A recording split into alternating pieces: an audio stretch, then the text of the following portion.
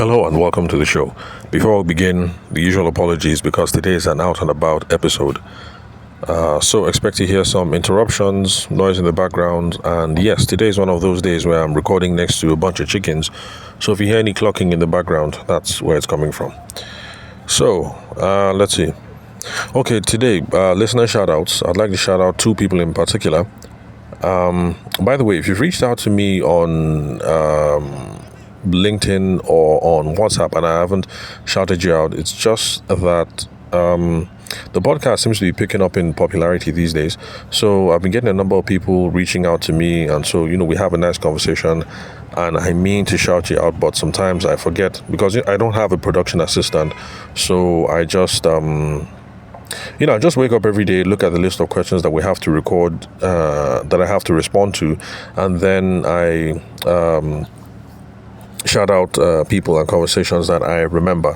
So just in case you've reached out to me in the past and you would like to be shouted out to, just give me a reminder, and I'll make reference to that. So for today, the last people, or the two last people, I'm not sure the right adjectives to go with. Is it the last two or the two last? So the last two conversations that I had with folks on LinkedIn that I would like to shout out are there's Olusegun Oshunride. Hope I'm pronouncing that correctly. So Olusegun Oshunride. He reached out to me on LinkedIn and he says that my podcast is the best on sales for SMEs, that is small and medium scale entrepreneurs. And because Shagun has said it, I will advise you guys to listen to your peers. So it's one thing if I say that my podcast is the best, but then it's another thing if your peers out there say it is one of the best. So thank you very much, Olusegun Oshunride. So thanks for the words of encouragement. And so Olusegun is into tech design and community in Canada. He's based in Canada, and he's working on some interesting projects. He's working on the MVP. That's the minimum viable product. That is also one thing that I've been advocating for those of you over here on the show, that if you have some idea and you want to get into business, sometimes you don't have to wait until you have the finished product. Just come up with the most workable definition that you can come up with for now, so that people can understand the idea, so they can get to see, taste, smell, buy, use, whatever, just to get things going. Because that's a good way to make sure that there is demand for this idea that you're trying to roll out. Because it absolutely sucks for you to go into business, you try and front something, and then you put together all this work, and then it's like nobody even values what it is that you're looking for. So if you have an MVP, then it reduces the risk. You're able to see that, okay, there's some value here. There's some demand for this idea. Some people like it. These are the kinds of people that like it. So that when you come up with your fullest version, then you now know who it is that you're going to target. You're not going to be guessing. You're going to know that, okay, this thing works, and it is best to go after Yoruba women aged between 45 and 60 living in Lagos and Ilorin, because your MVP would have shown that those are the people who like it the most. So when Olusegun Oshunride comes out with the MVP, the minimum viable product, I'll let you guys know, and maybe I'll do another podcast episode again about why this is important and how you can go about coming up with your MVP. Remember, MVP in this case is a minimum viable product. It is not most valuable player. So for those of you who watch basketball, MVP is most valuable player. I don't know if they have MVP in football, but and if they do, forgive me. I'm not a football junkie. The only thing I do is chess. So, Anyway, so Olusegun, thank you very much for reaching out. Remember, he says that my podcast is the best on sales for SMEs. So pay attention to Olusegun, because he sounds like he is an intelligent chap. Then there is also Abdul Khalik Ibrahim Shuaibu. I hope I pronounced that name correctly. Abdul Khalik. It's an interesting name because I've never come across an Abdul Khalik before. I've come across Abdul Kalim. I've come across Abdul, different Abduls, but never Abdul Khalik. So Abdul Khalik Ibrahim Shuaibu is a content marketer and a paid media specialist based in Lekki, Lagos. And he also reached out to me on LinkedIn as well. And both of us had a conversation on LinkedIn where we were geeking out about conversion rates. He sent me a message wanting to be sure that he understood properly, my ideas around conversion. And then, so we had some DMs back and forth. So thank you very much to Olusegun Oshunrinde and Abdul Khalik Ibrahim Shuaibu for reaching out to me on LinkedIn and for the wonderful conversations that we had. I'm looking forward to Olusegun's MVP. And for those of you who are thinking of getting into business, please adopt the same approach that Olusegun is doing. Come up with some form of an MVP so that you don't just waste money and time trying to promote a business and it looks like nobody even wants what it is that you're looking for. Have a bunch of conversations with people before you roll out the main thing. Create something small that people can see, can taste, can smell, can taste, can buy, can criticize, can refuse, can throw away, can dump, can whatever it is that people do. It is all useful feedback to it's all useful feedback to determining how it is that your business is going to grow. So, what I would like to tackle today, question to tackle today, is something I've tackled in the past, yes, but looks like this is going to be a recurring question. So, no matter how many times it comes up on the list, I'll still address it. And it's a question of whether lack of access to resources and funding, whether that is a problem to Nigerian businesses. I'll respond that first off by saying that, well, this is a universal question, a universal problem, because people all over the world, whether it's Russia or Atlanta or Australia or New Zealand, people have always wondered whether a lack of access to resources or funding is the main reason why your business has failed. So for those of you who've been listening to the show for a very long time, we have over 850 episodes now. You already know what my opinions are, but for the newbies who are listening today, let's delve straight into the topic. Now, for those of you who are wondering whether lack of access is what's killing your business or hampering your business, yes, you guys definitely have genuine concerns, because there's some of you that need to be able to afford equipment. I've done some episodes, that's back from Christmas up until now. I've done some episodes about catfish and tilapia people. Well, that's because my wife is a fish person. She likes to eat fish. We were at home in the village, not in the village, in Makudi. That's the capital of Benue State.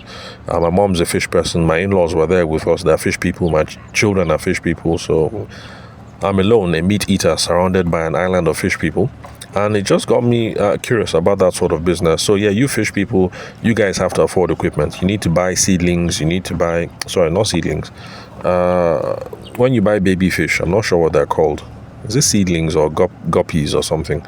Anyway, whatever the term is, you have to buy seedlings or you have to buy guppies. Then you have to buy food. Then you have to buy the tank.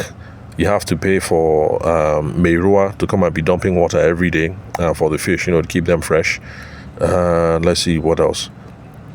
And then your smoking and your drying equipment and things like that.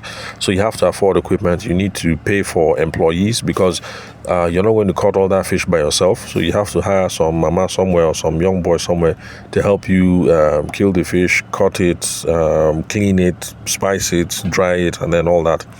Then you also need to rent space. For those of you, there's some of you who are running these kind of businesses. You just run it from Momsy's backyard, or if you still live with Popsy, you run it from Popsy's backyard. But if you don't, you have to rent space for it. Let's see what else. Okay, then you also need money to manage inventory, to build inventory. So if you buy 500 guppies or 500 seedlings for catfish for this week, and okay, I'm not in the business, so I don't know how long. Let's assume that it takes them 3 months or maybe 6 months for the guppies or the seedlings to grow into huge catfish. So, you need money, because as you're selling this set of guppies or seedlings 6 months from now, it doesn't mean that the money is going to come in quick enough for you to buy the next set of seedlings or guppies. Oh, by the way, for those of you who are agri people, let me know if I'm using the terms correctly. When you buy baby fish, are they guppies or are they seedlings? So these are the things that you need money for. So yes, you guys have genuine concerns, but it doesn't necessarily mean that your business has to be dead on arrival if you don't have an investor, or if banks are not giving you money, or if your rich uncle in the village because he's quarreling with your father, refuses to give you money for this business, it doesn't necessarily mean that you're dead on arrival. There are some options that are available, and I've been talking about bootstrapping a lot on the podcast. And the bootstrapping, it sounds big, it sounds fancy, but this is just what bootstrapping means. You're about to start business. You start the business with your savings. So if you've been able to save 50K, and let's say your wife works with Zenith Bank, she has 100K, and maybe your popsy says, well, my son, sorry, I don't have much to give you back. I can give you 10K. That's something. That is bootstrapping. You've been able to collect your own savings plus your girlfriend's savings or your wife's savings, or if you're female, you've collected from your husband or your boyfriend. In fact, if you're female, please do not collect money from your boyfriend to start a business. I will talk about that later on in another episode. Or if any of you see me privately and you want to know what my opinions are about that thing, as in babes collecting money from the boyfriends and using it to start a business, when you jam me in private, then we can talk. So, but that's the whole bootstrapping things. All these small savings, all these 10K, 20K, 50K, 100K, depending on what level you are. There's some people that bootstrap and, they're able to raise 500K. So, depending on your level, that's bootstrapping, so savings. Then bootstrapping, collecting money from somebody called it the 3Fs. They said friends, family, and fools. I don't like that fools part because we're looking down on people who give us money. So let's say the 2Fs, friends and family. So friends and family. Then so that's bootstrapping basically. So you can start off with that. Then there's also the thing of reinvesting proceeds. Now I know that this whole thing of reinvesting proceeds is really, really tough because when I started off in my wedding photography journey, yes, at the time I was living with Momsi and I was going to get married soon. My wife was based in Abuja, so I'm here now, and I was in Lagos. And let's face it, then flights were not expensive. You could fly to Lagos and back. From Lagos, you could fly to Abuja and back with 50K. If you planned it well, maybe like you planned it 3 or 4 weeks in advance, you'd be able to fly there and back, maybe 20K or maybe 30K, because back then, the longer you'd plan your flight out, the cheaper the tickets would get. So there was a limit to how much reinvesting I could do because I needed money for flights. And what else? I needed money for flights. I also needed money for flexing. Back then I was an irresponsible young man. So it's not as if I flexed that much anyway, but you understand, Sha? I need money for flights, I need money for flexing and all that. So it's hard to reinvest proceeds, but we need to get into that mindset of if the business is bringing in 100K every month, it doesn't mean that 100K is the one that we'll chop. We don't have to chop the 100K and finish. Because I overheard 2 farmers talking a while ago. I can't even remember when, but what I liked was the wisdom that the older farmer was giving to the younger farmer. So the guy said that it was yam they were planting. So they had a couple of heads of yams. I can't remember how much. Let's just say 100 heads of yams. So the guy was advising the young man that, look, it's not all these heads of yam that you eat. And it kind of made sense. Like if you plant 100 heads of yam and 100 heads of yam come out, doesn't mean you have to eat the whole thing. So you eat some, you sell some, you keep some heads of yam to plant again in the next season and things like that. It was just practical common sense from an agrarian point of view that we should adopt as well. So if 100K is coming in every month from your business, doesn't mean you should clean that whole 100K. Out of that 100K, yes, some money will be for flexing, some money will be for, whatever, but some money should be to reinvest in the business. So bootstrapping, reinvesting your proceeds, they can help. Crowdfunding. I am sorry, I have promised time and time again that I'll do an episode on what extent crowdfunding is available in Nigeria, because I know some Nigerian crowdfunding platforms, but it's not something I've researched anyway. But for those of you who are newbies listening to the show or exposed to the concept of crowdfunding is just basically just accessing a large pool of online contributors. Yeah, let me put it that way. Some people say investors, but no, investing has a very specific definition. So let's say it's online contributions. So contributions from people online. That is what crowdfunding is about.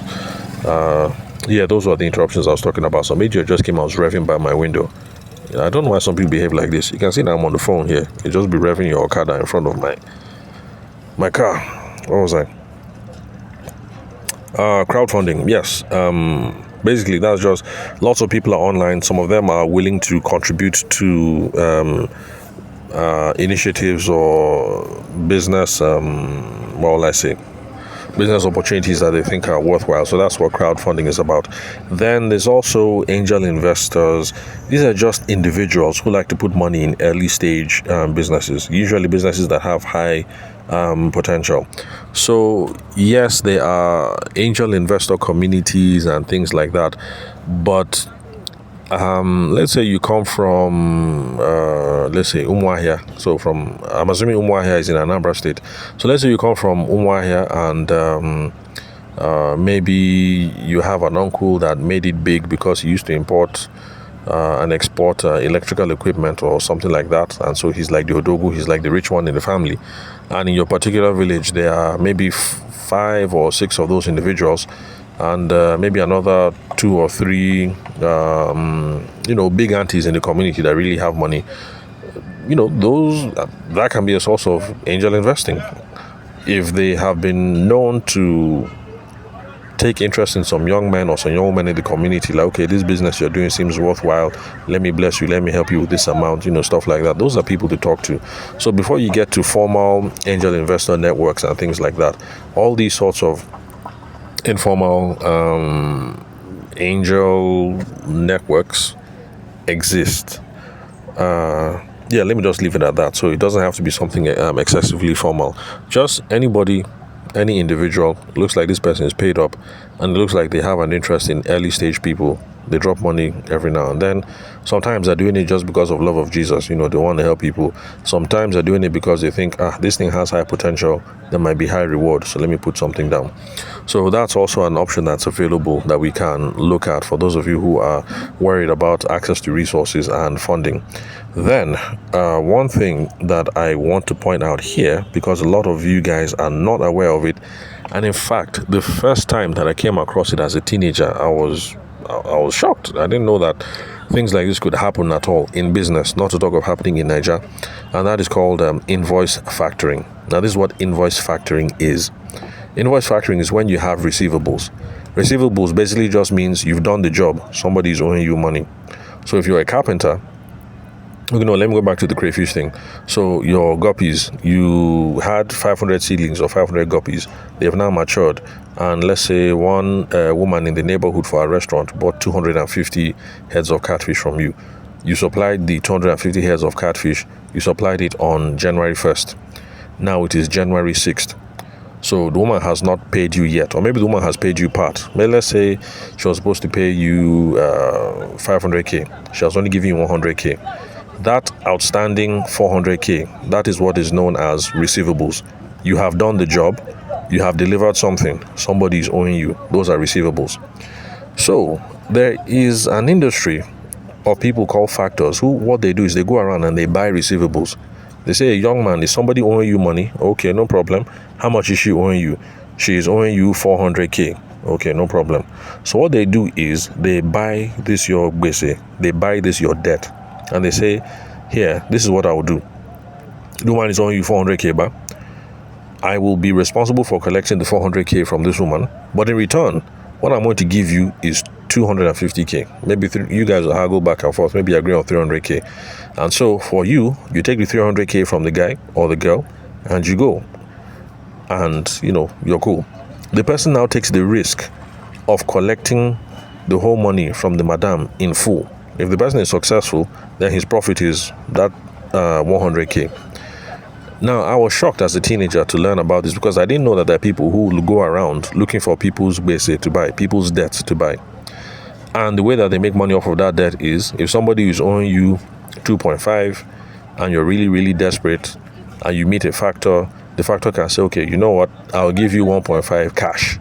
Take this 1.5, go and settle yourself. But then I'll be responsible for chasing the rest of the debt.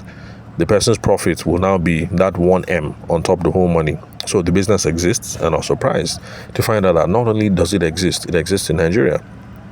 And I found out about that because my mom was she was a marketing communications professional, and so she headed a consulting firm for she was not the founder. It was what's this guy's name? I can't remember his name, but he's like a legend when it comes to advertising and public relations in Nigeria. I don't know if he's still in the game, but he owns the Troika group of companies. And so at the time, my mom was heading, Quadrant. So Quadrant was the public relations aspect of Troika Holdings, because Troika Holdings had Quadrant. They also had MCA, that is MCNA, that's Marketing, Communications and Advertising, and a bunch of other firms. So my mom had worked in MCNA and ended up heading Quadrant. So while she was the head of Quadrant, they had a client that was giving them lots of trouble. And I think what was being owed then was about 7M. That was what was being owed to the firm, to Quadrant. And she had a conversation with lawyers, and at the time, using lawyers to chase that 7M was going to cost too much, because you know how it is now. You get the lawyers, you're trying to chase 7M, you end up spending a bunch of millions. At the end of the day, there's no guarantee that you're going to get that 7M. But then they ran into a factor who was willing to put up half the money or slightly half the money, and they just did the math that, look, we can get lawyers and try and chase this thing. We'll end up spending extra M. It's not as if we'll collect all the money at the end of the day. So this factor is here, and this person is offering to give us slightly more than half of the money now. And so it was an easy decision for them. They took the whole thing as a loss. They collected the firm agreed. It was a collective decision. The firm agreed. They collected the money. They sold it to the factor.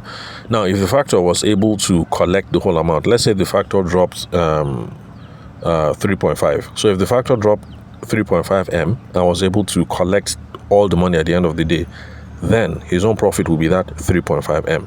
But of course, it's a risky proposition, because the factor can drop 3.5M and may not recover anything at the end of the day. So it's a business that, to be honest, I'm curious. Like, people who start this business, people who operate this business, like, how do you do this thing? So if you're a factor listening to the show and you'd like to educate me, then connect with me on WhatsApp or on LinkedIn. I give my details at the end of every episode. So let's chat, so I can get enlightened on the business of factoring. Also, so that I can share to my wider audience on the business of factoring, so that people will know that these are options available. Be a nice way for you to get clients, because this is Nigeria now. Everybody has some gwese. Everybody has somebody that is owing them money that they haven't collected and stuff like that. So invoice factoring also is an option. If you had your 500 guppies, the 500 seedlings have now matured, and you have sold 250 of them to Madame around the corner, her bill is supposed to be 500k. But instead of 500k, she has only given 100k. You're not worried about cash flow concerns. How are you going to buy the next set of seedlings or guppies for your next round? That's an option that is available. So these are some of the options available when it comes to access to funding and resources and things like that. So don't lose heart. It's not as if you can't raise money now, it's not as if you're dead on arrival. These are some of the options that are available. We can always talk plenty about these things. So there's also government support and non-profit support. So since we've done over 20 minutes, let me just leave that for the next episode. So we'll tackle that in the next episode. So thank you very much, guys, for your time and attention. Please, if you are a factor, if you are an invoice factor, this last business scenario that I spoke about now, please hit me up, because I'm curious. I want to learn about your business. I'm not going to join you guys because I don't know how to chase debtors and the whole whatever that can be involved, especially in Nigeria these days. Any small thing, people will now call police and call army. So I don't think I can do your business, but still, reach out to me. Let me know that you guys are out there, and let's share about your business. But whether you're a factor or not, hit me up on WhatsApp. The phone number is 080-6466-2140. The country code is +234 for those of you who are not Nigerian, like Olusegun Oshurinde. Okay, well, he's Nigerian but based in Canada. So for those of you Nigerian people in Canada, country code is +234. In case you're one of those people who took off in secondary school and you can't remember Nigeria's country code, it is +234. Then also connect with me on LinkedIn. The name is Tavishima Ayede. I'm the host of the show. You can confirm the spelling of my name in case it sounds strange to you. You can confirm it from the link where you're currently listening to this episode. My email address most likely is going to be there as well. So thank you very much for your time and attention. I'll catch you guys at the next recording.